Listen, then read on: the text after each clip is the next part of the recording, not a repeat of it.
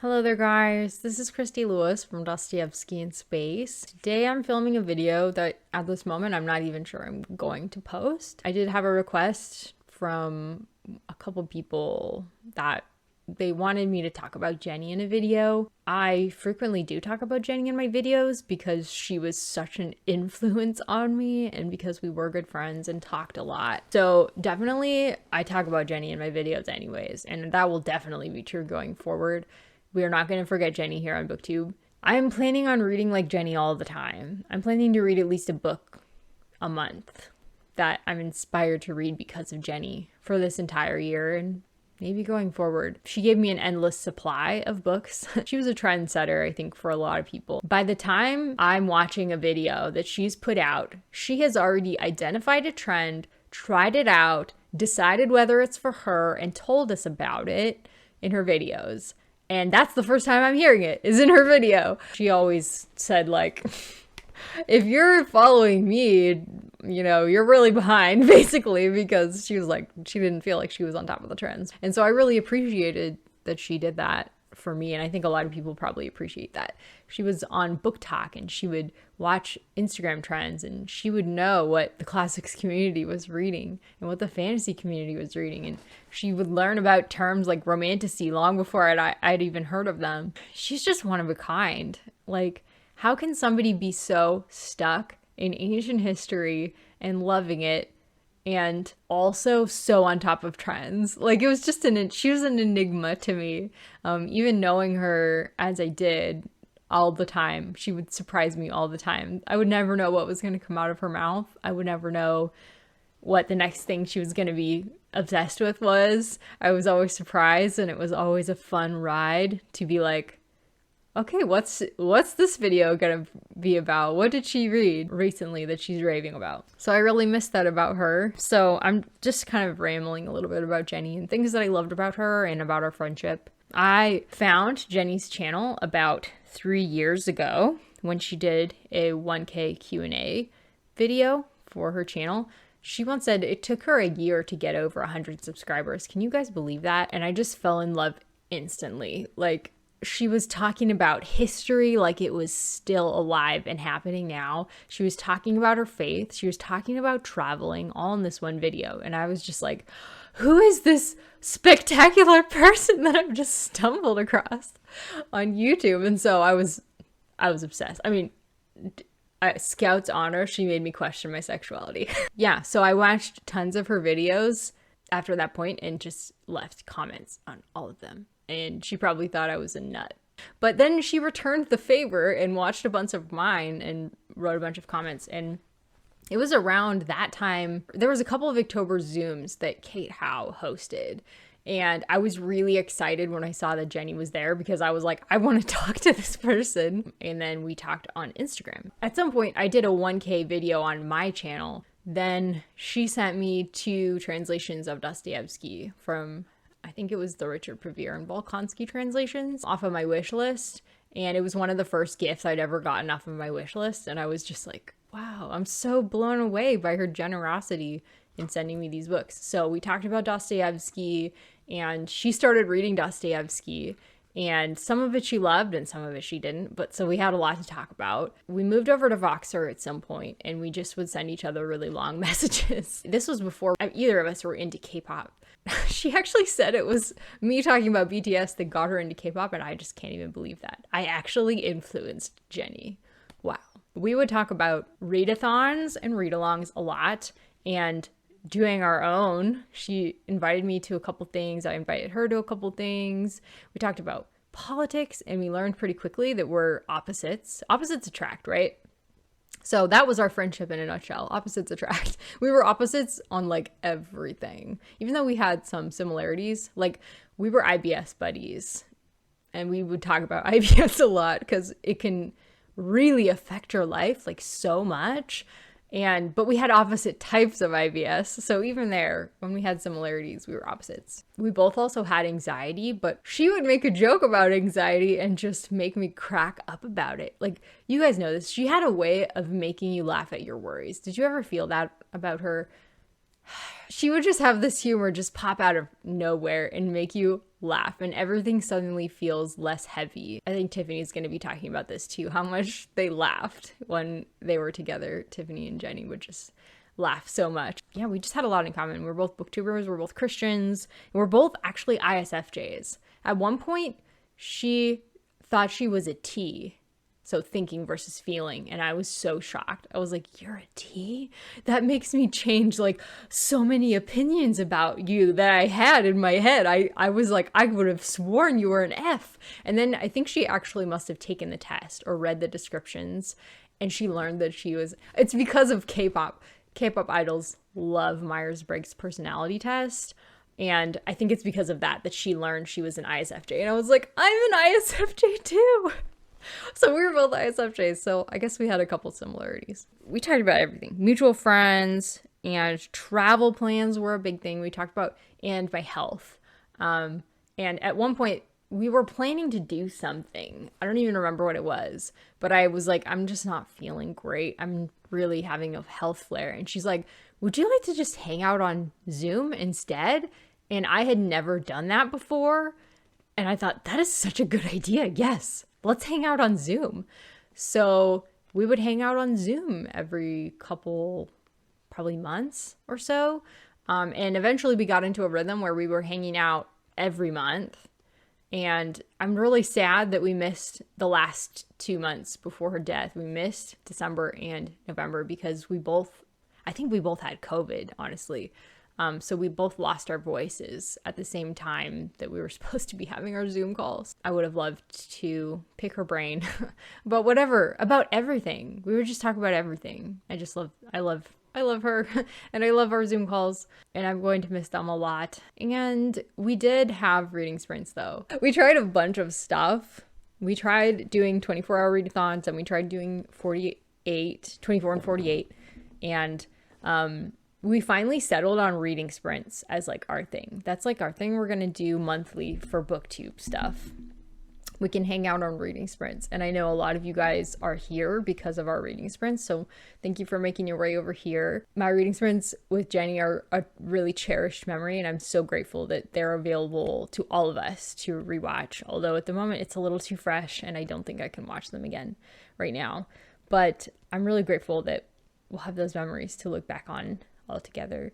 So we did get to do those in December and in November. I don't think we missed a month. We were doing it for over a year, the reading sprints. So that just really worked out for us. We found, oh yeah, reading sprints once a month and then Zooming once a month, usually on the same weekend. That worked out really well because then we wouldn't need to feel like we need to stay up late and talk on either of them. We'd be like, okay, this can be our weekend to catch up. Because it had happened where we took like 3 hours to talk, and then I think we're both like worn out, we're both very introverted. I liked having a Zoom call where we could talk for a couple hours, and then a reading sprint where we could talk and hang out with all of you and get some reading in. That was really our speed. So, and we were like hangout FaceTime type people. We were not really like phone call type people, at least not with each other. And we would text, but a text conversation between us could take weeks. We're both a little bit, it's hard to get us to text regularly. We were both really like that. So yeah, that actually took the pressure off of me. Actually, a lot of times when she texted, I would get right back to her because I'm like, it'll probably take her a week to respond. So I don't feel like pressured at all. I'm just going to send off a text, but, in general, we're both very slow to respond to texts. So we were really like a hangout in person and talk your ear off type friend. That was the type of things that we loved to do. But occasionally we would still meet on Voxers. It's pretty amazing. On Voxer, I have all of our Voxes from the last year, from last February, which I don't know how that happened. That's definitely a God thing that I have all of her Voxers still available. So I have now screen recorded them and edited them into a YouTube video for just me and Pam. I sent them to her mom as well. So I've already listened to them all through a couple times just to hear her voice. We didn't Vox as much once we started meeting really regularly, but I was really glad that we still have those. I wish that I could have saved the Voxes from the first year of our friendship because we voxed a lot because we didn't Zoom. So I'm like regretting not having Voxer Pro now so that I can look back on what we talked about. We had some great conversations. Like I said, we one of our first Zoom calls, we learned, oh, okay, I'm pretty conservative and she's pretty liberal. And I was like, I don't want to really badly offend you. And she was like, oh, I just was worried about offending you. I was like, you're not going to offend me. I live with Kevin. Kevin is an 8 and I'm a 9. So you're not going to offend me. I'm very like, yes, tell me your opinion. I want to hear it. It doesn't mean I agree, but you might actually convince me. I'm like very, very influenceable. If you tell me your opinion, I'll be like, yeah, I think that's true. and she was kind of like that too. I think she was like, she had the same like humility about life where she was very also influenceable. I think she would listen to lots of perspectives, and that's something I appreciated about her. She would have her ear to the ground about K-pop and book trends and politics and all kinds of stuff, and stuff that I couldn't always keep up with. She would have her ear to the ground about. And so I'd get to hear it from her. Okay, tell me, what have you learned recently about XYZ? Such good memories. The last thing that Jenny and I talked about after our last live stream on her channel, the last thing she said to me was, if I don't see you before you go to the Dominican Republic, have a great trip. And she said bye to Kevin. And Kevin gave her the fight on symbol, which is his goodbye. And so I was planning on absolutely text bombing her with pictures from our vacation, which I did with a couple people. I still did it, but it just felt so wrong to not be texting Jenny about the trip. Her church just posted her memorial. If you guys haven't heard, her memorial is on the YouTube channel Rolling Roads Baptist Church, which is her church. You guys probably have already seen it if you're watching this video. Right now, I'm remembering the good things about Jenny, and it's hard not to laugh and smile when you think of all the good things that she brought into my life. She's just, it doesn't seem fair. Too short of a life. But I'm really grateful that I was able to be friends with her while she was here. I'm really grateful that she suggested hanging out on Zoom, by the way, because now I do that all the time. And that's my favorite thing to do with my free time, is schedule a Zoom call with a friend. I just love that. And that never would have happened without Jenny suggesting it that first time. She was so full of good ideas and spontaneity. Oh, Victober. I think it was a Victober reading sprint was the first reading sprint we did. And it was so fun and successful that Jenny was like, do you want to do more? And so I was like, we should totally share the load and do it every month and just alternate channels. And so I think that's why we were able to keep it up. It's because we were sharing the load. Something else I really appreciated about Jenny was not only that she was incredibly influential over my life, but she had this knack for gauging somebody's tastes and suggesting the perfect thing. So for me, like a lot of my favorite music were things that she sent me, and she's like, I think you'd be obsessed with this rapper. Guess what? She was right. She sent me ATs.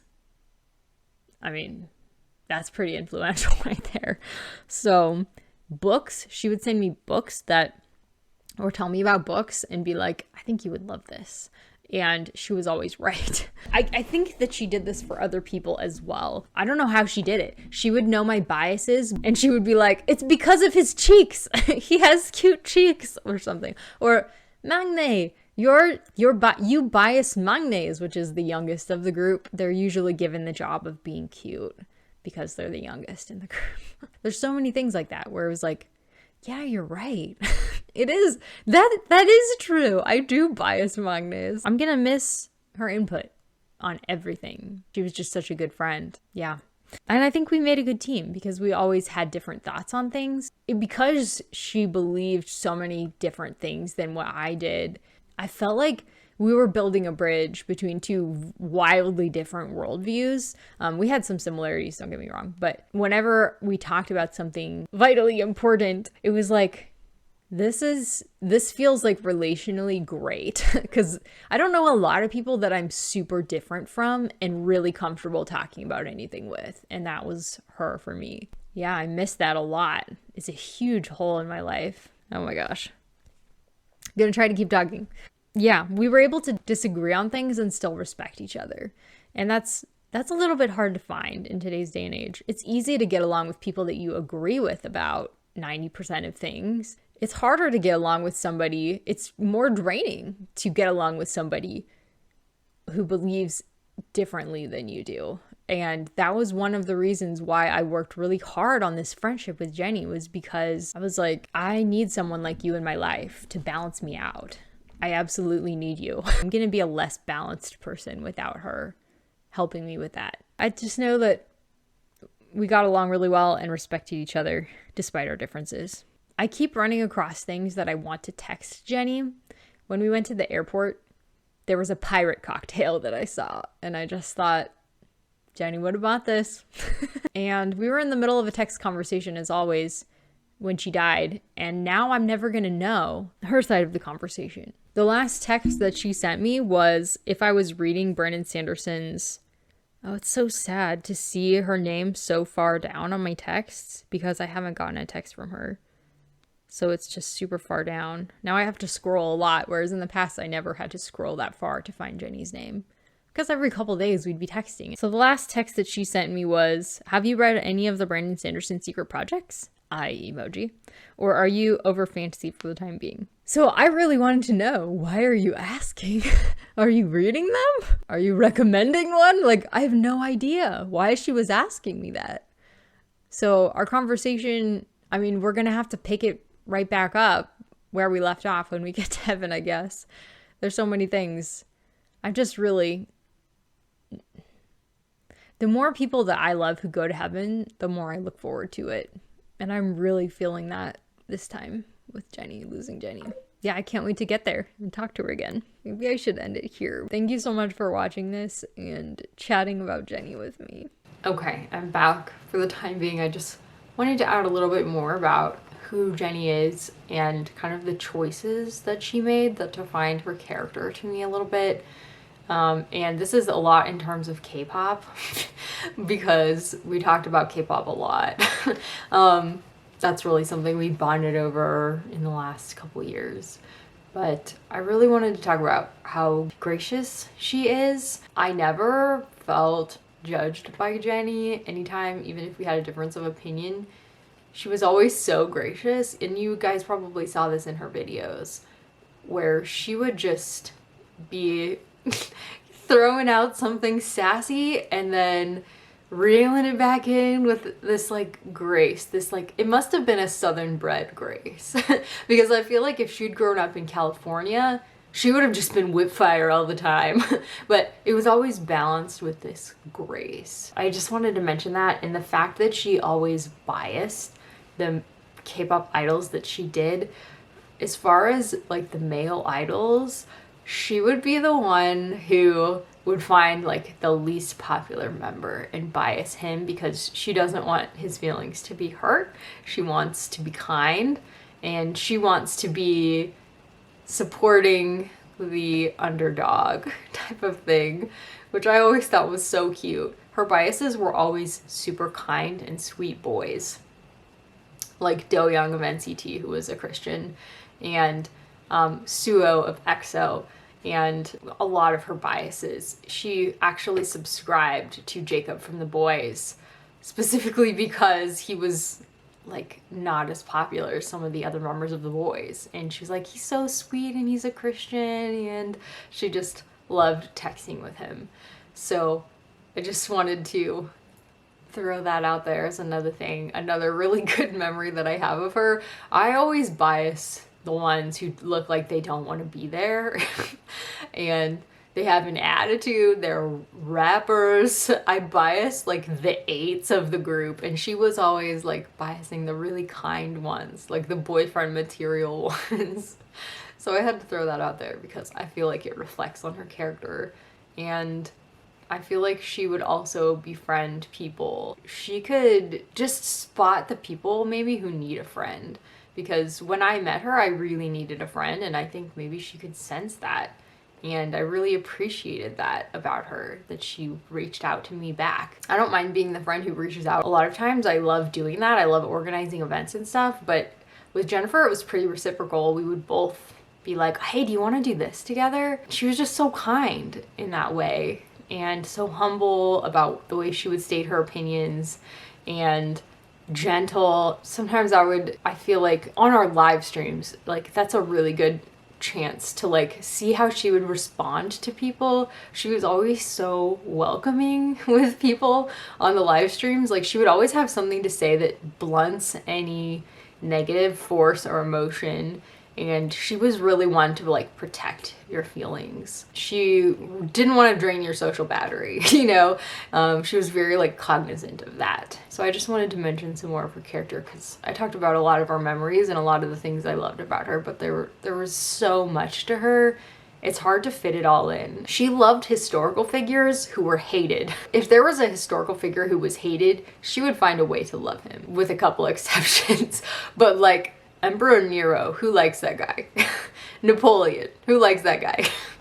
You know? Richard III, who likes that guy? But she would be like, no, the way she always put it, which, you know, is everything she said, 90% of what she said is a joke, but I could fix that. That's how she feels about a man who is flawed. I can fix him. I just wanted to throw out some of those really good memories of who Jenny was. And I know I'm missing a lot of things, which is why I'm really hoping you guys will write in the comments some of your favorite things and memories of Jenny. I'm going to be sending a letter. I'm going to be sending letters, memories of Jenny that you guys are sending over to Pam. So if you have any memories or things you want to talk about Jenny's character, how she touched you emotionally or in any way, please email me. The email is welovejenny2024, and it's only going to exist through the end of February, and then I'm going to delete the email. So I need you to send me the email before then, and I'm going to print it out and put it in a binder and send it to Pam, so that she can have hard copies of all the wonderful things that you guys are remembering about Jenny. So I hope that you will do that, and I'm going to do that as well. And let's keep Jenny's memory alive and never forget her. Hey guys, I just keep coming up with things that I want to share about Jenny. I don't want anybody to forget and not know who she was, and I know you all are wanting to hear about Jenny, and I feel like talking about her. So I just keep thinking of things and adding them on. I hope that's okay. Something that her pastor said during her memorial, which I think I mentioned, is available online now, so I'll link it down below. But her pastor mentioned that with Jenny, it wasn't about being right. It was about connecting with people, like emotionally. And that's something that I really loved about her. Sometimes I would worry that because we believe such different things in so many ways, that maybe we couldn't have as deep of a friendship, because I have anxiety, and that's the kind of things that people with anxiety worry about. But listening to her pastor talk about Jenny, it made me realize that why I was really comfortable sharing myself with Jenny is because it's not like she was looking for like, okay, how accurate, how correct is this person? She was just connecting with you, meeting you where you were, and appreciating you for who you are, and not saying that you need to change in order to be your friend. She would just really courageously put herself and her opinions out there about books and everything else, regardless of whether she might change her mind in the future. There are videos where she completely contradicts herself on her channel. That didn't bother her. If she was feeling something at a certain moment, then that's what she would say. And she wouldn't worry about, well, but what if in the future I decide I did like War and Peace? Or, you know, I actually finished it and I ended up loving the ending. Kevin is, yeah, I don't know if you can hear that. Kevin just made a really loud noise. So I have to go get lunch. But I just wanted to add that in there, that it wasn't about being right with Jenny. It was like about connecting relationally. That's, I think, where I want to end the video. So thank you guys so much for watching this and putting up with a halt in the middle, and I'll talk to you really soon, and I hope you'll participate in We Love Jenny Readathon. Take care.